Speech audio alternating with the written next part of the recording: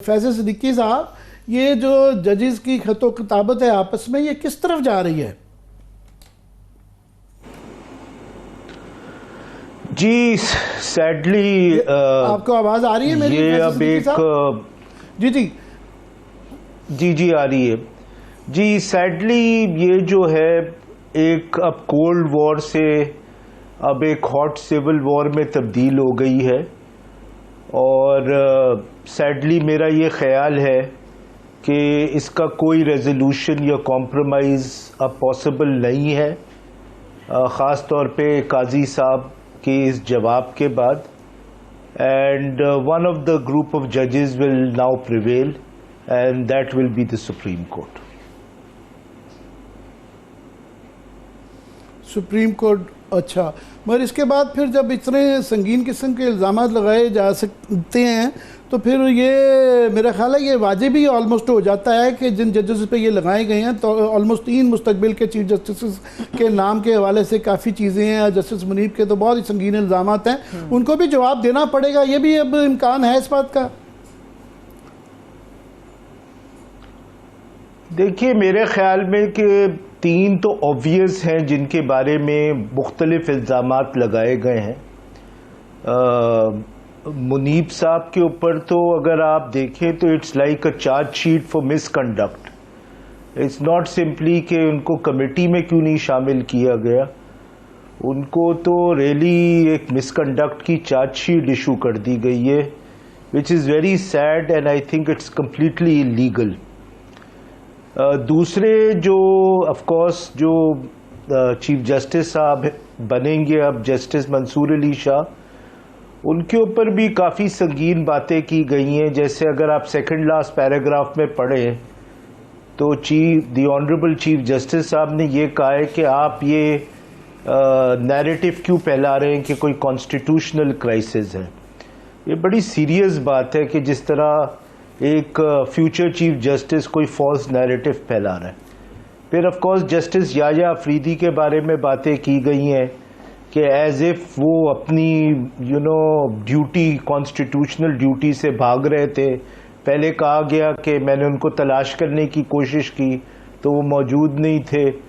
फिर कैजुअली उनसे पूछा गया आते जाते में कि आप शामिल होंगे, तो उन्होंने इनकार कर दिया। I mean knowing Justice Yahya Afridi, I mean he is one of the most formal judges I have come across in my career and I cannot imagine कि इस किस्म का behavior उनको attribute किया जा सकता है। लेकिन इनके अलावा कमोबेश हर जज के बारे में इसमें इल्ज़ामात हैं।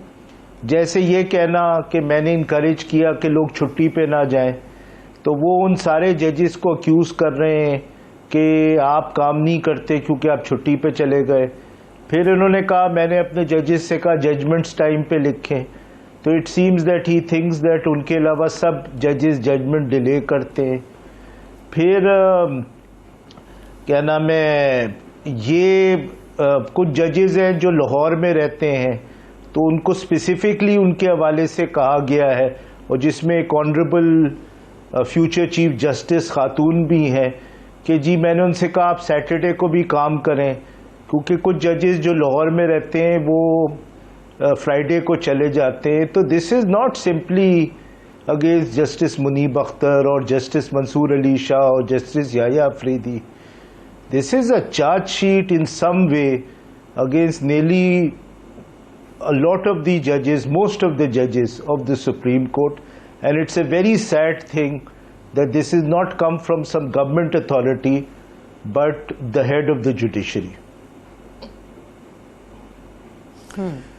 जी, आपने एक जुमला कहा कि ये चार्जशीट है ख़ास तौर पे जस्टिस मुनीब अख्तर के, तो क्या इस बात का भी फिर इम्कान हो सकता है कि उनको ये इसी चार्जशीट को फॉर्मल तरीके से कहीं जुडिशल काउंसिल के अंदर पेश किया जाए? क्योंकि माजी में ये भी होता रहा है और वहाँ भी हमने देखा किस तरह के वहाँ ऑलमोस्ट पॉलिटिक्स ही होने लग पड़ी है। नहीं, मेरे ख्याल में ये नहीं होगा, क्योंकि ऑनरेबल चीफ जस्टिस साहब को मालूम है कि सुप्रीम जुडिशल काउंसिल की प्रोसीडिंग्स इतनी जल्दी नहीं ख़त्म हो सकती 1 महीने में। मेरे ख्याल में एक डिफरेंट स्ट्रैटेजी अडॉप्ट की जाएगी। देखिए, मुझे ये लग रहा है कि ये चार्जशीट जो 11 पॉइंट्स हैं जस्टिस मुनीब अख्तर के खिलाफ, I means with due respect, some of them are hilarious if not completely illegal. I think you might see a revival of that petition, और उस पिटिशन की हेयरिंग में मुझे बहुत खदशा है अगर वो रिवाइव होती है कि ये लेटर प्रोड्यूस होगा टू ऑल्सो शो कि not only that his appointment was wrong but he was guilty of एलिज्ड misconduct.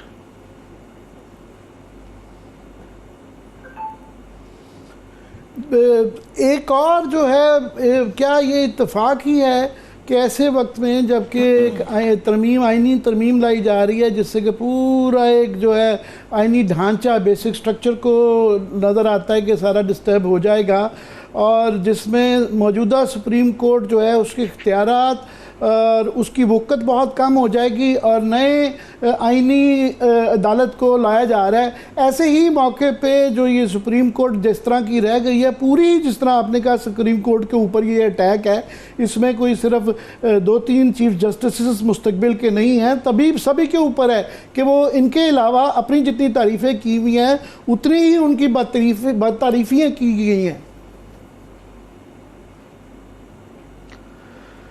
देखिए, ये भी बड़ी सैड चीज़ है कि नज़र ये आता है कि मैं ये तो नहीं कहूँगा कि